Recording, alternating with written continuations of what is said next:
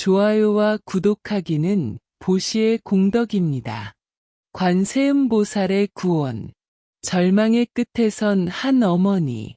조선 후기 전라도 순천 부근의 작은 마을에 김씨 부인이라는 여인이 살고 있었습니다. 그녀는 45살의 과부로 혼자서 13살 된 아들 만보기를 키우고 있었습니다. 김씨 부인의 남편은 3년 전 산에서 나무를 하다가 벼락에 맞아 세상을 떠났습니다. 그 후로 김씨 부인은 삭바느질과 품팔이로 아들을 키워왔지만 살림은 말할 수 없이 어려웠습니다. 하지만 김씨 부인에게는 다른 무엇보다 소중한 것이 있었습니다. 바로 아들 만보기였습니다. 만보기는 어려운 환경에서도 밝고 착하게 자랐고 글공부에 뛰어난 재주를 보였습니다.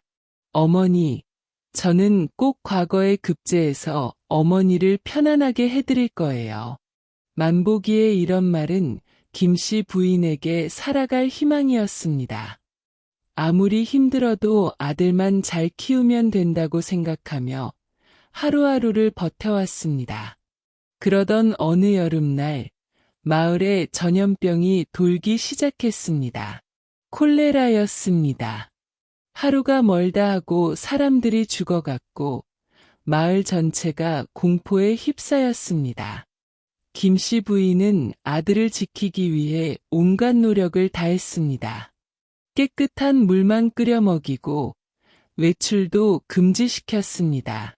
하지만 운명은 잔혹했습니다. 어느 날 저녁, 만보기가 갑자기 열을 내기 시작했습니다. 어머니, 배가 아파요. 김씨 부인은 깜짝 놀라 아들을 살펴보았습니다. 얼굴이 창백하고 식은땀을 흘리고 있었습니다. 바로 콜레라의 증상이었습니다. 안 돼, 안 된다. 우리 만보기는 안 돼. 김씨 부인은 울부짖으며 아들을 안았습니다. 하지만 만보기의 병세는 급속도로 악화되었습니다. 구토와 설사가 계속되었고 점점 의식이 흐려졌습니다. 마을의 의원을 불러왔지만 별다른 약도 없었습니다. 부인, 이 병은 하늘의 뜻입니다. 마음의 준비를 하시는 게 좋겠습니다. 의원의 말에 김씨 부인은 절망했습니다. 세상에서 가장 소중한 것을 잃을 위기에 처한 것입니다. 그때 마을의 늙은 할머니가 김씨 부인을 찾아왔습니다. 박씨 할머니라고 불리는 그녀는 평생 불공을 들이며 살아온 독실한 불자였습니다. 김씨 부인, 이런 때일수록 부처님께 의지해야 합니다. 할머니, 저는 불교를 잘 모르는데요. 그래도 괜찮습니다. 마음만 간절하면 됩니다. 특히 법화경 중에서도 관세음보살 보문품을 읽으면 큰 영험이 있다고 합니다. 박씨 할머니는 낡은 법화경을 꺼내 김씨 부인에게 주었습니다. 이 경을 밤낮으로 읽으시면서 관세음보살님께 간절히 기도해 보세요. 관세음보살님은 중생의 고통을 들으시고 구제해 주시는 분입니다. 김씨 부인은 처음에는 망설였습니다. 지금까지 특별한 종교를 믿지 않고 살아왔기 때문입니다. 하지만 아들의 생명이 위급한 상황에서 할 수 있는 일이라면 어떤 일도 무슨 짓이라도 할 수 있었습니다. 어떻게 해야 하나요? 우선 마음을 깨끗이 하고 경을 펴세요. 그리고 한 글자 한 글자 정성스럽게 읽으세요. 뜻을 모르더라도 상관없습니다. 마음을 다해 읽는 것이 중요합니다. 김씨 부인은 그날 밤부터 법화경을 읽기 시작했습니다. 아들의 침상 옆에서 촛불을 켜고 경전을 펼쳤습니다. 묘법연화경 관세음보살 보문품 제25. 처음에는 한문이라 읽기 어려웠습니다. 하지만 박씨 할머니가 한글로 토를 달아주어서 조금씩 읽을 수 있었습니다. 만약 무량백 천만억 중생이 고통을 받을 때 관세음보살의 이름을 들어서 일심으로 부르면 관세음보살이 즉시 그 음성을 듣고 모두 해탈하게 하시리라. 김씨 부인은 이 구절을 읽으며 눈물을 흘렸습니다. 정말로 관세음보살님이 자신의 간절한 기도를 들어주실까요? 그녀는 밤새도록 경을 읽었습니다. 한 번 읽고 또 읽고 계속 반복했습니다. 목이 쉬어도 계속 읽었습니다. 이틀째 되는 밤, 김씨 부인이 법화경을 읽고 있을 때 신기한 일이 일어났습니다. 갑자기 방 안이 은은한 빛으로 가득 찼습니다. 그리고 어디선가 향기가 났습니다. 연꽃 향기 같기도 하고 백단향 같기도 한 그윽한 냄새였습니다. 김씨 부인은 깜짝 놀라 주변을 둘러보았습니다. 하지만 별다른 것은 보이지 않았습니다. 다만 아들의 얼굴이 조금 편안해 보였습니다.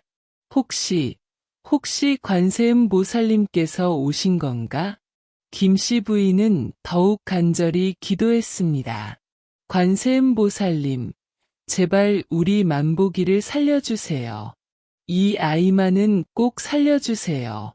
그날 밤 처음으로 만보기의 열이 조금 내렸습니다. 의식도 약간 돌아온 것 같았습니다.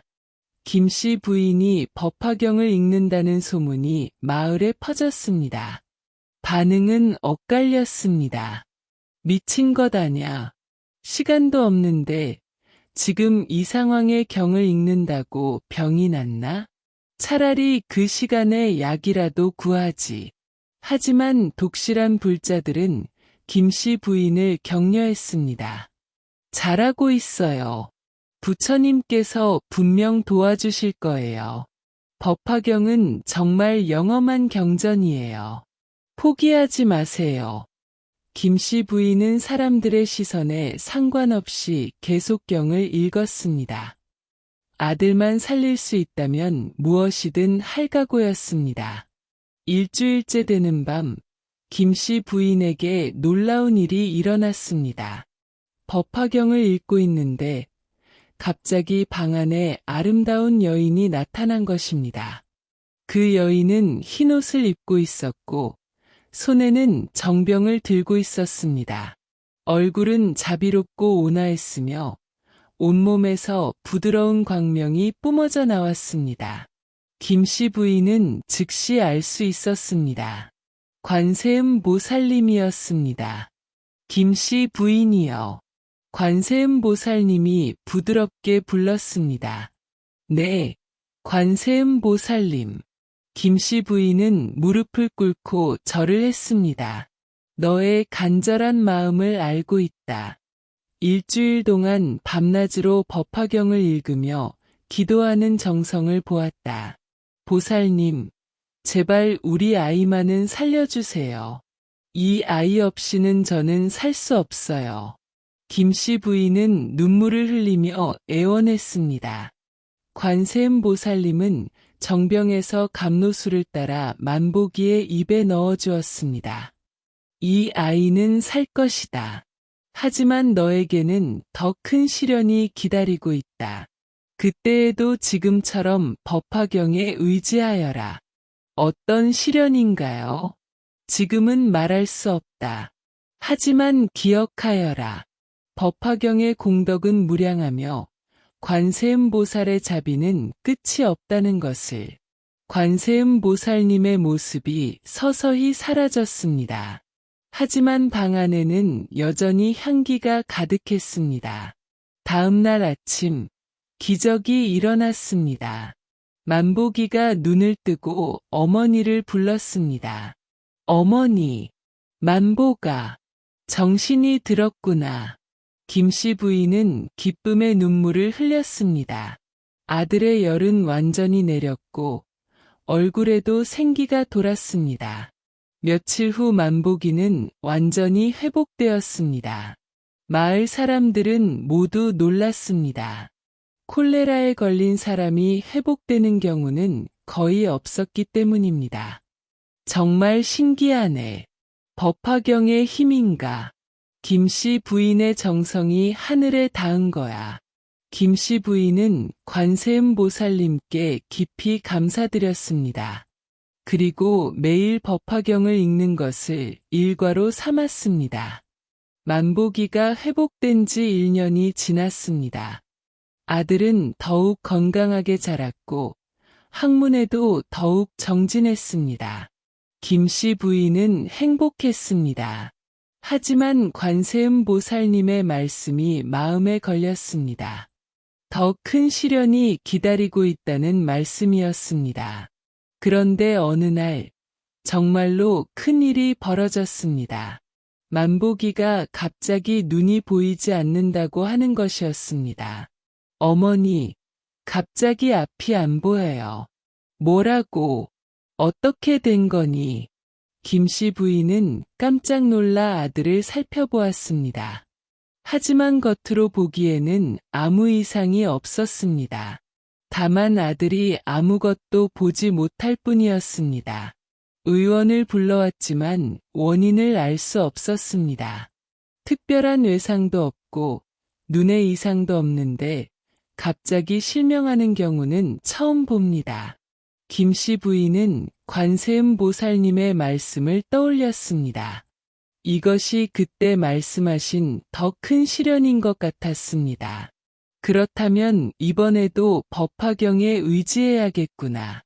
김씨 부인은 다시 법화경 독송을 시작했습니다. 이번에는 더욱 간절했습니다. 아들이 앞을 보지 못한다는 것은 상상할 수 없는 고통이었습니다. 관세음 보살님, 이번에도 도와주세요. 아이의 눈을 뜨게 해주세요. 김씨 부인은 하루에 보문품을 21번씩 읽었습니다. 새벽 3시에 일어나서 밤 12시까지 계속 읽었습니다. 만보기도 어머니와 함께 기도했습니다. 비록 앞은 보이지 않았지만 어머니의 목소리를 따라 함께 나무관세음보살을 불렀습니다. 한 달이 지나도 만보기의 눈은 뜨지 않았습니다. 김씨 부인은 더욱 간절해졌습니다. 이번에는 100일 기도를 해보자. 김씨 부인은 100일 동안 매일 법화경을 108번씩 읽기로 서원을 세웠습니다. 그리고 그 기간 동안 육식을 끊고 정성을 다하기로 했습니다. 100일 기도는 쉽지 않았습니다. 하루에 법화경을 108번 읽으려면 거의 밤새워야 했습니다. 목이 쉬고 눈이 아팠지만 포기하지 않았습니다. 마을 사람들도 김씨 부인의 정성에 감동했습니다. 몇몇 사람들은 함께 기도해 주기도 했습니다. 김씨 부인이 저렇게 정성을 들이는데 부처님께서 모르실 리 없어. 우리도 함께 기도해 주자. 100일 기도 50일째 되는 밤, 김씨 부인은 신비한 꿈을 꾸었습니다. 꿈에서 그녀는 아름다운 연꽃밭에 서 있었습니다. 연꽃들이 만발한 가운데 관세음 보살님이 나타나셨습니다. 김씨 부인아, 너의 정성을 본다. 보살님, 아이의 눈을 뜨게 해주세요. 내 아들의 실명은 전생의 업보다. 전생에 다른 사람의 눈을 상하게 한 죄업이 있었다. 김씨 부인은 놀랐습니다. 그럼 어떻게 해야 하나요? 하지만 너의 법화경 공덕으로 그 업보를 소멸시킬 수 있다. 100일 기도를 마치면 아이의 눈이 뜰 것이다. 정말인가요? 다만 한 가지 조건이 있다. 아이의 눈이 뜨면 평생 법화경을 전파하는 일에 헌신해야 한다. 그렇게 하겠습니다. 무엇이든 하겠습니다. 꿈에서 깬 김씨 부인은 희망을 가졌습니다. 이제 50일만 더 견디면 아들의 눈이 뜬다는 것입니다. 김씨 부인은 더욱 정성을 다했습니다. 남은 50일 동안 한 번도 거르지 않고 법화경을 108번씩 읽었습니다. 마을 사람들도 김씨 부인의 정성에 감동해서 함께 기도해 주었습니다. 심지어 다른 마을에서도 소문을 듣고 찾아와서 함께 기도하는 사람들이 있었습니다. 드디어 100일 기도 마지막 날이 되었습니다. 김씨 부인은 온 힘을 다해 마지막 기도를 올렸습니다. 관세음 보살님, 100일 동안의 정성을 받아주세요. 아이의 눈을 뜨게 해주세요. 그날 밤 만보기가 잠들어 있을 때 또다시 방 안에 환한 빛이 가득했습니다. 관세음 보살님이 다시 나타나신 것입니다. 보살님은 정병에서 감로수를 따라 만보기의 눈에 떨어뜨려 주었습니다. 이제 이 아이의 업보가 소멸되었다. 내일 아침 눈을 뜰 것이다. 다음 날 아침, 만보기가 잠에서 깨어났습니다. 어머니, 만보기가 어머니를 바라보며 말했습니다. 김씨 부인은 깜짝 놀랐습니다. 만보가, 보이니? 어머니가 보이니? 네, 어머니, 보여요. 다 보여요. 만보기는 기쁨의 눈물을 흘렸습니다. 김씨 부인도 함께 울었습니다. 소문이 퍼지자 마을 사람들이 모두 달려왔습니다. 모두가 기적이라고 소리쳤습니다. 정말 신기하다. 법화경의 힘이 이렇게 대단하구나. 김씨 부인의 정성이 하늘에 닿았어. 김씨 부인은 관세음 보살님께 깊이 감사드렸습니다. 그리고 약속한 대로 평생 법화경을 전파하기로 다짐했습니다. 김씨 부인은 이제 마을 사람들에게 법화경의 공덕을 전하기 시작했습니다. 자신의 체험을 바탕으로 사람들에게 법화경 독송을 권했습니다. 처음에는 몇 명만 관심을 보였지만 점점 더 많은 사람들이 동참했습니다. 김씨 부인의 체험이 너무나 생생했기 때문입니다. 저도 법화경을 읽어보고 싶어요. 어떻게 해야 하나요? 김씨 부인은 정성스럽게 가르쳐 주었습니다. 한글로 토를 달아주고 읽는 방법도 알려주었습니다. 몇 달 후 마을에는 작은 법화경 독송 모임이 생겼습니다. 매주 한 번씩 모여서 함께 경을 읽고 서로의 체험을 나누었습니다. 김씨 부인에게 법화경을 처음 알려준 박씨 할머니가 중병에 걸렸습니다. 위암이었습니다.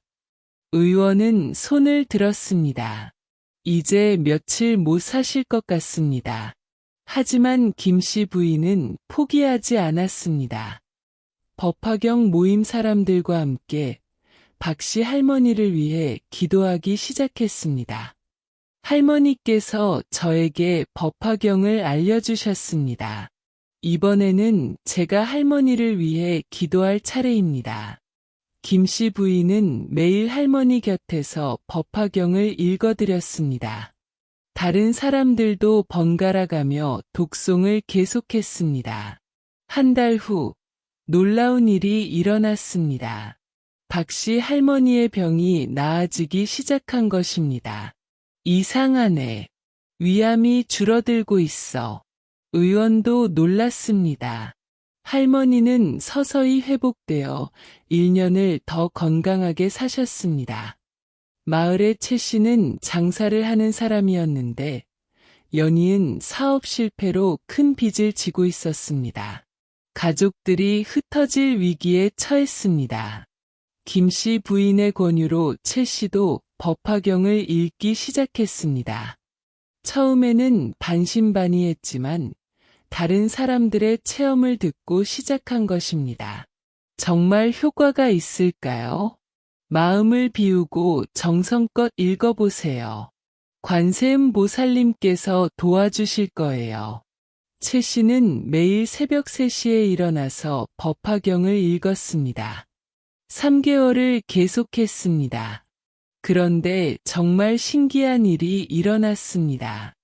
갑자기 옛날 친구에게서 연락이 와서 큰 사업 기회를 제공해 준 것입니다. 최 씨, 나와 함께 사업해보지 않겠나? 큰 이익이 날 것 같은데. 최 씨는 조심스럽게 시작했는데 정말로 사업이 대성공을 거두었습니다. 빚도 모두 갚고 가족들도 다시 화목해졌습니다. 이 씨 부인의 아들은 태어날 때부터 벙어리였습니다. 15살이 되도록 한마디 말도 하지 못했습니다. 김 씨 부인의 권유로 이 씨 부인도 법화경을 읽기 시작했습니다. 특히 관세음보살 보문품을 중점적으로 읽었습니다. 보문품에서 관세음보살님께서 모든 장애를 없애준다고 하셨어요. 간절히 기도해 보세요. 이 씨 부인은 6개월 동안 매일 보문품을 21번씩 읽었습니다. 아들도 함께 절을 하며 기도했습니다. 어느 날 기적이 일어났습니다. 아들이 갑자기 어머니라고 불렀습니다. 어머니. 이 씨 부인은 기절할 뻔했습니다. 15년 동안 한 번도 말하지 못했던 아들이 말을 한 것입니다. 그 후로 아들은 정상적으로 말할 수 있게 되었습니다. 마을 사람들은 모두 법화경의 힘이라고 했습니다. 어느 해 여름, 마을에 극심한 가뭄이 찾아왔습니다. 석 달 동안 비 한 방울 내리지 않았습니다. 논밭의 곡식들이 말라 죽어갔습니다.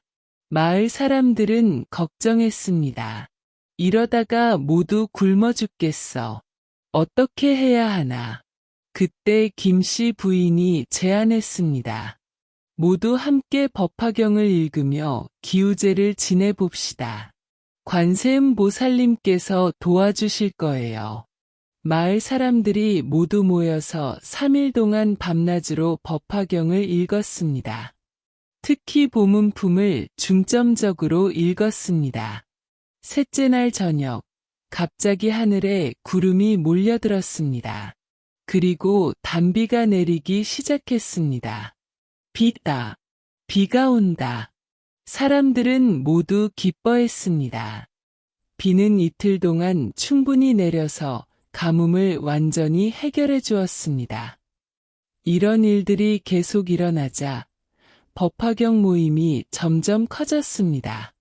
다른 마을에서도 사람들이 찾아와서 함께 기도했습니다. 그 후로 이 마을에서는 법화경 독경 소리가 끊이지 않았습니다. 지옥에서 피어난 영꽃, 저승과 이승의 경계, 그 어둠 속에서 홀로 서 계신 분이 있었습니다. 삭발한 스님의 모습이었지만 그 눈빛에는 무한한 자비와 굳은 의지가 담겨 있었습니다. 바로 지장보살이었습니다. 지옥이 빌 때까지는 성불하지 않겠다. 지장보살의 이 위대한 서원이 온 우주에 울려 퍼진 지 수천 년. 오늘도 그분은 지옥의 문 앞에서 고통받는 중생들을 기다리고 계셨습니다. 이는 조선 중기 한 인간의 절망적인 삶이 지장보살의 자비와 만나 기적적인 변화를 일으킨 이야기입니다. 1580년 경상도 안동 부근의 작은 마을에 정철수라는 사내가 살고 있었습니다. 나이는 35, 작은 키에 마른 몸집이었지만 눈에는 늘 분노가 서려 있었습니다. 정철수는 어려서부터 불행한 삶을 살았습니다. 아버지는 그가 5살 때 도둑에게 맞아 죽었고 어머니는 그 충격으로 미쳐버려 산속을 헤매다 죽었습니다. 철수는 고아가 되어 마을 사람들의 구박을 받으며 자랐습니다. 이놈, 또 닭을 훔쳤구나. 부모도 없는 놈이 뭘 믿고 이런 짓을 하나. 배가 고픈 철수는 때때로 음식을 훔칠 수밖에 없었습니다. 그럴 때마다 마을 사람들의 매질을 받았습니다. 점점 철수의 마음에는 세상에 대한 원망이 쌓여갔습니다. 20살이 되어서는 아예 산적이 되었습니다. 혼자서는 힘이 부족해 다른 무리에 들어가 길을 막고 행인들을 털었습니다. 때로는 저항하는 사람을 죽이기도 했습니다. 세상이 나를 버렸으니 나도 세상을 버리겠다. 이것이 철수의 인생 철학이었습니다. 15년 동안 산적질을 하면서 철수가 죽인 사람은 모두 27명이었습니다. 대부분 자신을 막으려 했거나 저항한 사람들이었습니다. 철수는 점점 잔혹해졌습니다. 처음에는 마지못해 칼을 휘둘렀지만 나중에는 쾌감을 느끼기까지 했습니다. 사람을 죽이는 것이 세상에 대한 복수라고 생각했습니다. 어느 날 철수는 한 스님을 만났습니다. 홀로 산길을 가던 늙은 스님이었습니다. 시주여, 길을 비켜주시오. 스님은 철수를 보고도 두려워하지 않았습니다. 오히려 자비로운 눈빛으로 바라보았습니다. 늙은 중, 가진 것을 모두 내놓아라. 이 늙은 중은 가진 것이 아무것도 없습니다. 다만 부처님의 가르침만 있을 뿐입니다. 그럼 죽어라. 철수는 주저없이 스님을 찔렀습니다. 스님은 쓰러지면서도 철수를 원망하지 않았습니다. 시주여, 지장보살님께서 시주를 구원해 주실 것입니다. 이것이 스님의 마지막 말이었습니다. 스님을 죽인 다음 날부터 철수에게 이상한 일이 일어나기 시작했습니다. 갑자기 온몸이 아프기 시작한 것입니다. 처음에는 단순한 감기라고 생각했습니다. 하지만 날이 갈수록 증상이 심해졌습니다. 열이 나고 온몸이 아팠습니다. 무엇보다 이상한 것은 환상이 보이기 시작했다는 것입니다. 밤이 되면 자신이 죽인 사람들이 나타나서 원망의 말을 하면서 죽이려고 달려들었습니다. 정철수, 왜 우리를 죽였느냐? 우리는 내게 무슨 잘못을 했느냐? 너도 죽어라. 철수는 겁이 났지만 대수롭지 않게 여겼습니다. 병 때문에 생긴 환각이라고 생각했습니다. 하지만 상황은 점점 심각해졌습니다. 음식을 먹어도 토해버렸고 잠도 제대로 잘 수 없었습니다. 보름이 지난 어느 날 밤 철수는 의식을 잃고 쓰러졌습니다. 그리고 꿈인지 현실인지 알 수 없는 체험을 했습니다. 철수는 어둠 속을 걷고 있었습니다. 길은 험하고 무서웠습니다. 그리고 저 멀리서 불빛이 보였습니다. 가까이 가보니 거대한 지옥의 문이 있었습니다. 문 앞에는 무서운 형상의 귀신들이 서 있었습니다. 정철수, 내가 드디어 왔구나. 귀신들이 철수를 끌고 가려 했습니다. 철수는 두려웠지만 저항할 힘이 없었습니다. 그때 갑자기 눈도 뜰 수 없을 정도의 밝은 빛이 비쳤습니다. 그리고 한 스님이 나타났습니다. 스님은 젊어 보였지만 눈빛에는 무한한 자비가 담겨 있었습니다.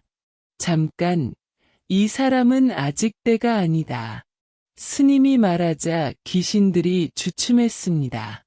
지장보살님, 하지만 이자는 28명을 죽인 대죄인입니다. 그렇기 때문에 더욱 구원해야 한다. 나의 서원을 잊었느냐? 그 스님이 바로 지장보살이었습니다. 지장보살은 철수에게 다가왔습니다. 정철수여, 내가 지금까지 지은 죄가 얼마나 무거운지 아느냐? 철수는 대답할 수 없었습니다. 지장보살의 눈을 보니 자신의 모든 죄가 낱낱이 드러나는 것 같았습니다. 하지만 나는 너를 포기할 수 없다. 아무리 큰 죄인이라도 진심으로 참여하면 구원받을 수 있다. 저는 이미 너무 많은 죄를 지었습니다. 구원받을 자격이 없습니다. 그렇지 않다. 부처님의 자비에는 한계가 없다. 다만 내가 진심으로 뉘우치느냐가 문제다. 지장보살은 철수의 이마에 손을 얹었습니다. 그러자 따뜻한 기운이 온몸으로 퍼졌습니다. 너에게 기회를 주겠다. 이승으로 돌아가서 지금까지의 죄를 참회하고 선업을 쌓아라. 그러면 지옥에 떨어지지 않을 것이다. 철수는 의식을 되찾았습니다. 꿈이었지만 너무나 생생했습니다. 그리고 무엇보다 마음이 완전히 바뀌어 있었습니다. 자신이 지금까지 얼마나 악한 삶을 살아왔는지 깨달았습니다. 28명의 무고한 사람들을 죽인 것, 그들의 가족들이 얼마나 슬퍼했을지 생각하니 견딜 수 없었습니다. 내가 정말 그런 짓을 했단 말인가? 철수는 울었습니다. 태어나서 처음으로 진심으로 뉘우치는 눈물을 흘렸습니다. 그날부터 철수는 완전히 다른 사람이 되었습니다. 우선 산적질을 그만두었습니다. 그리고 자신이 죽인 사람들을 위해 매일 기도했습니다. 하지만 어떻게 참여해야 할지 몰랐습니다. 절에 가고 싶었지만 자신 같은 죄인이 절에 갈 자격이 있는지, 혹여 자신이 청정한 절에 가면 절이 더럽혀지지나 않을지 확신이 서지 않았습니다. 방황하던 철수는 어느 날 산속에서 작은 절을 발견했습니다. 지장암이라는 이름의 작은 암자였습니다. 암자에는 혜정 스님이라는 늙은 스님 혼자 살고 있었습니다. 철수는 조심스럽게 다가갔습니다. 스님, 저는 큰 죄를 지은 사람입니다. 하지만 참회하고 싶습니다. 어떻게 해야 할까요? 혜정 스님은 철수를 따뜻하게 맞아주었습니다. 죄의 크기는 중요하지 않습니다. 중요한 것은 참회하는 마음입니다. 지장보살님께서 당신을 이끌어 주신 것 같네요. 혜정 스님은 철수에게 지장경을 주었습니다. 이 경을 매일 읽으면서 지장보살님께 참회 기도를 드리세요. 그리고 가능한 한 선한 일을 많이 하세요. 철수는 감사의 인사를 드리고 지장경을 받았습니다. 글을 읽을 줄 몰랐지만 혜정 스님이 한 글자씩 가르쳐 주었습니다. 철수는 매일 새벽 3시에 일어나서 지장경을 읽기 시작했습니다. 처음에는 한 글자씩 더듬더듬 읽었지만 점차 유창하게 읽을 수 있게 되었습니다. 나무지장보살마하살, 나무지장보살마하살, 나무지장보살마하살. 철수는 지장보살의 이름을 부르며 간절히 참회했습니다. 지장보살님, 제가 죽인 28분의 영혼이 모두 좋은 곳에 태어나게 해주세요. 그리고 저에게 죄를 갚을 기회를 주세요. 1달, 2달, 석 달. 철수는 하루도 거르지 않고 지장경을 읽었습니다. 그리고 점점 마음에 평화가 찾아왔습니다. 어느 날 밤, 꿈에서 자신이 죽인 사람들이 나타났습니다. 하지만 이번에는 원망하는 모습이 아니었습니다. 정철수, 내가 진심으로 참회하는 것을 봤다. 우리는 이제 원한을 놓겠다. 꿈에서 깬 철수는 눈물을 흘렸습니다. 정말로 용서받은 것 같았습니다. 지장경을 읽는 것만으로는 부족하다고 생각한 철수는 적극적으로 선한 일을 하기 시작했습니다. 먼저 가난한 사람들을 도왔습니다. 자신이 산적질로 모은 돈을 모두 가난한 집에 나누어 주었습니다. 그리고 몸소 품팔이를 해서 번 돈도 어려운 사람들에게 주었습니다. 병든 사람이 있으면 밤낮으로 간병했습니다. 길에서 쓰러진 사람이 있으면 집까지 업어다 주었습니다. 저 사람이 예전에 산적이었다던데 이제 완전히 다른 사람이 되었네. 마을 사람들도 철수의 변화에 놀랐습니다. 처음에는 의심하는 사람들이 많았지만 점차 인정하게 되었습니다. 어느 날 철수는 길에서 죽어가는 아이를 발견했습니다. 10살쯤 되어 보이는 여자아이였는데 열병으로 의식을 잃고 있었습니다. 철수는 아이를 업고 마을로 달려갔습니다. 하지만 의원은 이미 손을 놓은 상태였습니다. 이미 너무 늦었습니다. 몇 시간 못 갈 것 같습니다. 철수는 절망했습니다. 그리고 지장보살님께 간절히 기도했습니다. 지장보살님, 제발 이 아이만은 살려주세요. 제가 할 수 있는 일이라면 무엇이든 하겠습니다. 철수는 밤새도록 아이 곁에서 지장경을 읽으며 기도했습니다. 그리고 새벽녘, 기적이 일어났습니다. 아이가 갑자기 눈을 뜨며 물, 하고 말한 것입니다. 열도 내렸고 얼굴에도 생기가 돌았습니다. 이게 어떻게 된 일인가요? 의원도 놀랐습니다. 분명히 죽을 것 같았던 아이가 완전히 회복된 것입니다. 마을 사람들은 모두 지장보살의 기적이라고 했습니다. 철수는 감사의 눈물을 흘렸습니다. 그해 여름, 마을에 극심한 가뭄이 찾아왔습니다. 석 달 동안 비 한 방울 내리지 않아 모든 농작물이 말라 죽어갔습니다. 마을 사람들은 걱정했습니다. 이러다가 모두 굶어 죽겠어. 하늘의 제사라도 지내야 하나? 그때 철수가 나섰습니다. 제가 지장보살님께 기도드려 보겠습니다. 철수는 마을 뒷산에 올라가서 7일 동안 밤낮으로 지장경을 읽으며 기도했습니다. 물도 마시지 않고 음식도 먹지 않았습니다. 7일째 되는 날 저녁, 갑자기 하늘에 구름이 몰려들었습니다.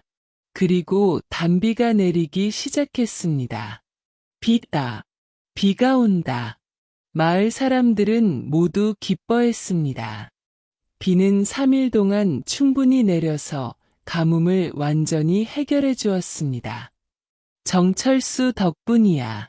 지장보살님이 도와주신 거야. 이제 마을 사람들은 철수를 완전히 다른 시선으로 바라보았습니다. 이듬해 봄, 마을에 역병이 돌기 시작했습니다. 이웃 마을에서는 많은 사람들이 죽어갔습니다. 마을 사람들은 두려워했습니다. 철수는 마을 입구에서 매일 지장경을 읽으며 마을을 지켰습니다. 지장보살님, 이 마을 사람들을 보호해 주세요. 신기하게도 철수가 지키는 마을에는 역병이 전혀 들어오지 않았습니다. 주변 마을들은 모두 피해를 입었지만 이 마을만은 완전히 무사했습니다. 정말 신기하다. 정철수가 우리 마을의 수호신이야. 마을 사람들은 철수에게 깊이 감사했습니다. 어느 날 마을의 김씨가 철수를 찾아왔습니다. 김씨의 아버지가 세상을 떠났는데 꿈에서 지옥에서 고생하고 있다고 나타났다는 것입니다. 정철수님, 제발 우리 아버지를 위해 기도해 주세요. 철수는 49일 동안 김씨 아버지를 위해 지장경을 읽으며 기도했습니다.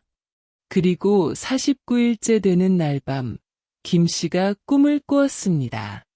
꿈에서 김씨 아버지가 환한 얼굴로 나타났습니다. 아들아, 정철수님 덕분에 내가 좋은 곳으로 갈 수 있게 되었다. 정말 고맙다고 전해다오. 김씨는 감격해서 철수에게 감사의 인사를 드렸습니다. 이런 일이 몇 번 더 일어나면서 철수는 죽은 자를 구원하는 능력이 있다고 알려졌습니다.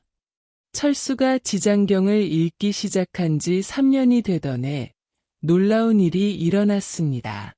어느 날 밤 지장경을 읽고 있는데 갑자기 방 안이 환하게 밝아졌습니다. 그리고 지장보살이 나타나셨습니다. 철수야, 잘하고 있구나.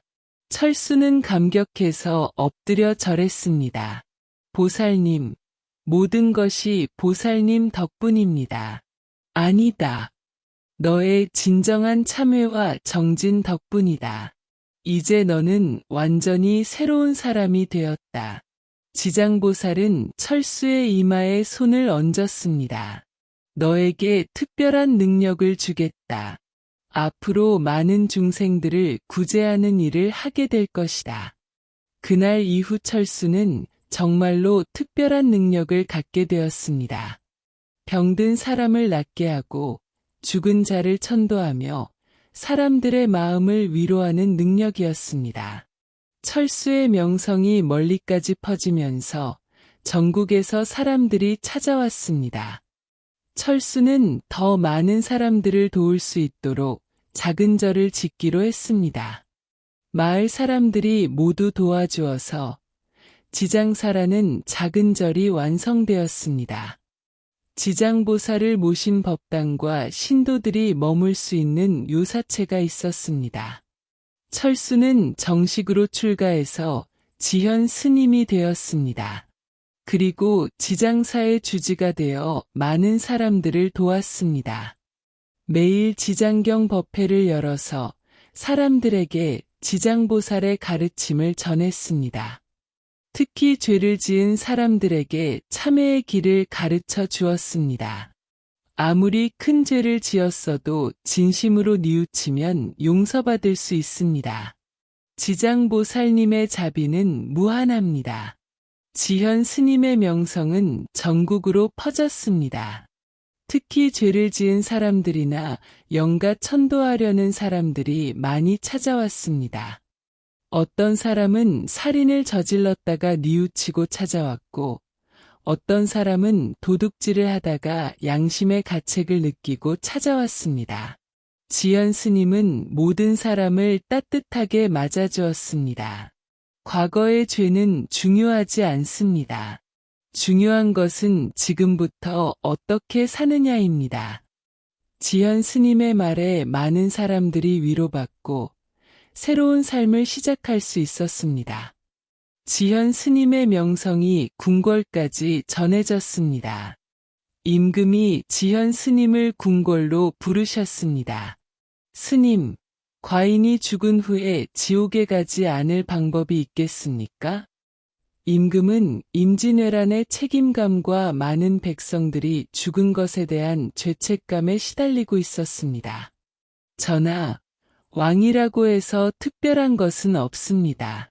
모든 중생이 평등합니다.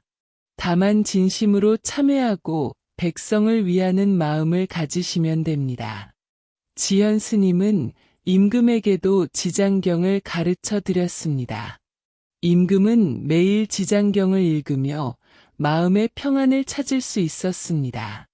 지현 스님은 많은 제자들을 양성했습니다. 모두 한때 죄를 지었던 사람들이었지만 참회를 통해 새로운 삶을 시작한 사람들이었습니다. 각자의 이야기가 있었습니다. 어떤 제자는 원래 도둑이었고 어떤 제자는 사기꾼이었습니다. 하지만 모두 지현 스님의 가르침을 받고 훌륭한 스님들이 되었습니다. 과거의 어둠이 클수록 현재의 빛이 더 밝게 빛납니다. 지현 스님의 이 말처럼 제자들은 모두 뛰어난 포교사가 되었습니다. 자신들의 체험을 바탕으로 다른 죄인들을 구제하는 일에 헌신했습니다. 지현 스님과 제자들의 노력으로 조선 전체의 지장신앙이 크게 확산되었습니다. 특히 죄를 지은 사람들과 죽은 자를 천도하려는 사람들 사이에서 지장보살 신앙이 뿌리내렸습니다. 전국 각지에 지장사가 세워졌고 매월 지장제일에는 특별한 법회가 열렸습니다. 사람들은 지장보살께 죄의 용서를 빌고 죽은 가족들의 명복을 빌었습니다. 지현 스님은 80세까지 살면서 수많은 사람들을 구제했습니다. 그가 직접 도운 사람만 해도 수천 명에 이르렀고 간접적으로 영향을 받은 사람들은 수만 명이었습니다. 임종을 앞두고 지현 스님은 제자들을 불러 모았습니다. 제자들아, 나는 이제 갈 때가 되었다. 하지만 슬퍼하지 마라. 나는 지장보살님 곁으로 가서 더 많은 중생들을 구제할 것이다. 스승님, 저희는 어떻게 해야 합니까? 지장보살님의 대원을 잊지 마라. 지옥이 빌 때까지, 모든 중생이 구원받을 때까지 우리의 노력은 계속되어야 한다. 지현 스님이 입적할 때 놀라운 일이 일어났습니다. 방 안에 환한 빛이 가득했고 하늘에서 꽃비가 내렸습니다. 그리고 많은 사람들이 지장보살이 지현 스님을 맞이하러 오시는 모습을 보았습니다. 지현 스님의 얼굴은 마치 잠든 것처럼 평화로웠고 미소까지 띠고 있었습니다. 지현 스님이 입적한 후에도 지장사에서는 계속 영험한 일들이 일어났습니다. 지현 스님의 사리탑 앞에서 기도하면 병이 낫고 죽은 자가 좋은 곳에 태어난다는 체험담들이 끊이지 않았습니다. 특히 죄를 지은 사람들이 지현 스님의 사리탑 앞에서 참회 기도를 하면 마음의 평안을 얻는다고 해서 전국에서 많은 사람들이 찾아왔습니다. 지현 스님의 제자들은 스승의 뜻을 이어받아 계속해서 중생구제에 힘썼습니다. 각지에 지장사 분원을 세우고 지장경 독송 모임을 만들어 지장신앙을 전파했습니다. 일제강점기가 되면서 불교도 큰 시련을 겪었습니다. 많은 절이 폐쇄되거나 통폐합되었고 지장사도 예외가 아니었습니다. 하지만 지장신앙은 사라지지 않았습니다. 비록 공개적으로 법회를 열 수는 없었지만 사람들은 개인적으로 혹은 소규모로 모여서 지장경을 읽으며 기도했습니다. 특히 일제의 탄압을 받는 사람들이나 전쟁으로 가족을 잃은 사람들이 지장보살께 간절히 기도했습니다. 어려운 시대일수록 지장보살의 자비가 더욱 절실하게 느껴졌습니다. 해방이 되면서 지장신앙도 다시 활발해졌습니다. 지장사도 복원되었고 전국 각지의 지장사들도 재건되었습니다. 한국전쟁 중에는 많은 사람들이 죽은 가족들을 위해 지장경을 읽으며 천도제를 지냈습니다. 전쟁의 참혹함 속에서 지장보살의 자비만이 유일한 위로였습니다. 전쟁이 끝난 후에도 지장신앙은 계속 이어졌습니다. 특히 영가를 천도하는 의식에서 지장경은 빠질 수 없는 요소가 되었습니다. 현대에 와서도 지장신앙은 여전히 살아있습니다. 형태는 조금씩 달라졌지만 본질은 같습니다. 죄를 지은 사람들의 참회와 죽은 자의 천도를 위한 신앙입니다. 교도소에서 지장경을 읽는 수감자들, 가족을 잃고 슬퍼하는 사람들, 자신의 과거를 뉘우치는 사람들, 이런 분들이 지장보살께 기도하고 있습니다. 또한 의료진이나 사회복지사들 중에도 지장보살의 정신을 본받아 고통받는 사람들을 돕는 분들이 많습니다. 지현 스님이 전한 지장보살의 10대원은 다음과 같습니다. 첫째, 지옥이 비지 않으면 성불하지 않겠다. 둘째, 모든 중생이 깨달음을 얻을 때까지 노력하겠다. 셋째, 죄를 지은 사람도 포기하지 않고 구제하겠다. 넷째, 죽은 자들이 좋은 곳에 태어나도록 돕겠다. 다섯째, 가난하고 병든 사람들을 보살피겠다. 여섯째, 무지한 사람들에게 지혜를 주겠다. 일곱째, 절망한 사람들에게 희망을 주겠다. 여덟째, 외로운 사람들의 친구가 되겠다. 아홉째, 어린이와 노인을 특별히 보호하겠다. 열째, 모든 존재가 행복하기를 기원하겠다. 20대원은 지현 스님의 삶 자체였고, 현재까지도 많은 사람들의 삶의 지침이 되고 있습니다. 매월 지장제일에는 전국의 사찰에서 특별 법회가 열립니다.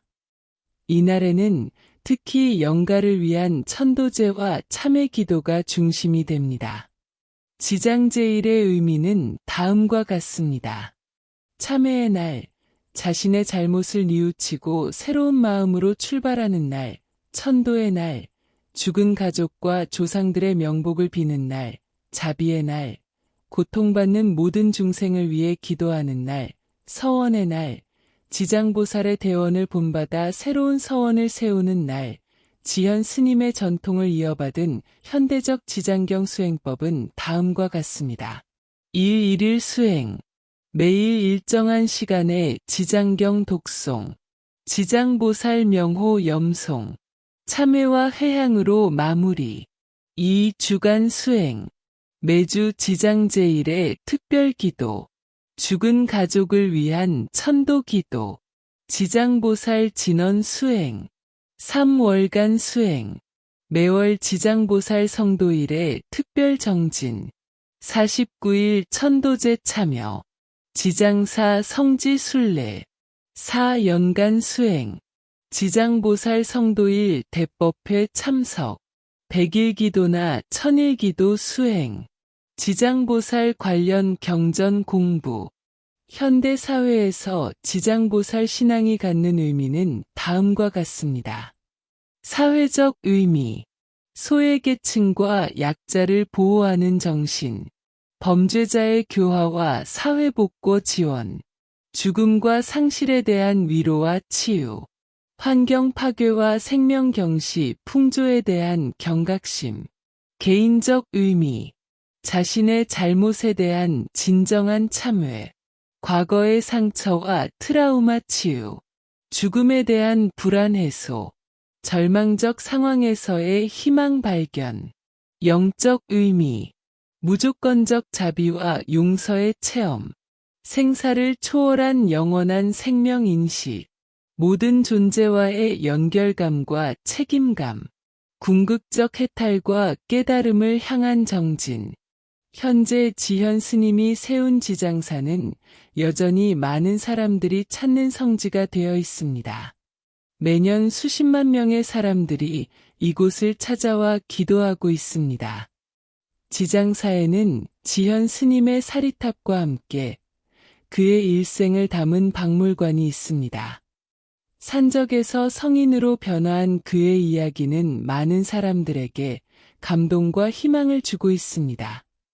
특히 교도소나 소년원에서 온 사람들, 가족을 잃고 슬퍼하는 사람들, 자신의 과거를 뉘우치는 사람들이 많이 찾아옵니다. 현재 지장사의 주지 스님인 지혜 스님은 지현 스님의 9대 법손으로 스승의 뜻을 이어받아 중생구제에 힘쓰고 있습니다. 지현 스님의 영향으로 전국에는 많은 지장 성지들이 생겨났습니다. 도심 속에서 현대인들의 심리적 고통을 치유하는 곳입니다. 특히 직장인들의 스트레스와 우울증 치료에 도움을 주고 있습니다. 해상 안전과 어업 종사자들의 수호처로 유명합니다. 바다에서 일하는 사람들이 안전을 기원하러 많이 찾습니다. 지현 스님이 전한 지장경의 핵심 가르침을 정리하면 다음과 같습니다. 지장보살의 자비는 선악을 가리지 않습니다. 아무리 큰 죄를 지은 사람이라도 진심으로 참회하면 구원받을 수 있습니다. 지장보살은 가장 고통스러운 곳인 지옥에도 기꺼이 들어가셔서 중생을 구제합니다. 이는 최극의 자비와 용기를 보여줍니다. 지장경에서는 특히 부모에 대한 효도와 영가에 대한 천도를 강조합니다. 이는 생명의 소중함과 연결의 끈을 의미합니다. 모든 행위에는 결과가 따르지만 진정한 참회를 통해 악업을 선업으로 바꿀 수 있다고 가르칩니다. 지장신앙은 앞으로도 계속 이어질 것입니다. 인간이 존재하는 한 죄와 죽음의 문제는 사라지지 않을 것이고, 따라서 지장보살의 자비는 항상 필요할 것입니다. 특히 현대 사회의 문제들, 정신적 고통, 사회적 소외, 환경 파괴, 생명 경시 등에 대한 해답을 지장신앙에서 찾을 수 있을 것입니다. 지현 스님이 세상을 떠난 지 400년이 넘었지만 그의 정신은 아직도 살아있습니다. 그가 전한 지장보살의 가르침은 시대를 초월하여 많은 사람들의 마음속에서 빛나고 있습니다. 지장사에는 지금도 매일 지장경 독송이 이어지고 있고 전국에서 사람들이 찾아와 기도하고 있습니다. 죄를 참회하는 사람, 가족의 명복을 비는 사람, 절망에서 희망을 찾는 사람들이 끊이지 않고 있습니다. 지현 스님의 사리탑 앞에는 항상 꽃과 향이 끊이지 않습니다. 그리고 많은 사람들이 그에게 감사의 인사를 드립니다. 지현 스님, 지장보살의 길을 보여주셔서 감사합니다. 덕분에 제 인생이 바뀌었습니다. 이런 말들이 지금도 계속 이어지고 있습니다. 지현 스님의 이야기는 지장보살의 무량한 자비를 보여주는 대표적인 사례입니다. 세상에서 가장 악한 죄인조차도 진심으로 참여하면 구원받을 수 있다는 것을 실증한 것입니다. 이는 지장보살의 핵심 가르침인 지옥이 빌 때까지는 성불하지 않겠다는 대원을 현실에서 보여준 것입니다. 아무리 깊은 어둠 속에 있는 사람이라도 지장보살의 자비의 빛은 반드시 도달한다는 것입니다. 현재를 살아가는 우리들도 지현 스님처럼 지장보살의 자비에 의지한다면 어떤 어려움이든 극복할 수 있을 것입니다. 과거의 잘못에 대한 용서를, 현재의 고통에 대한 위로를, 미래에 대한 희망을 얻을 수 있을 것입니다. 지장보살의 자비는 시공을 초월하여 지금도 우리 곁에 계십니다.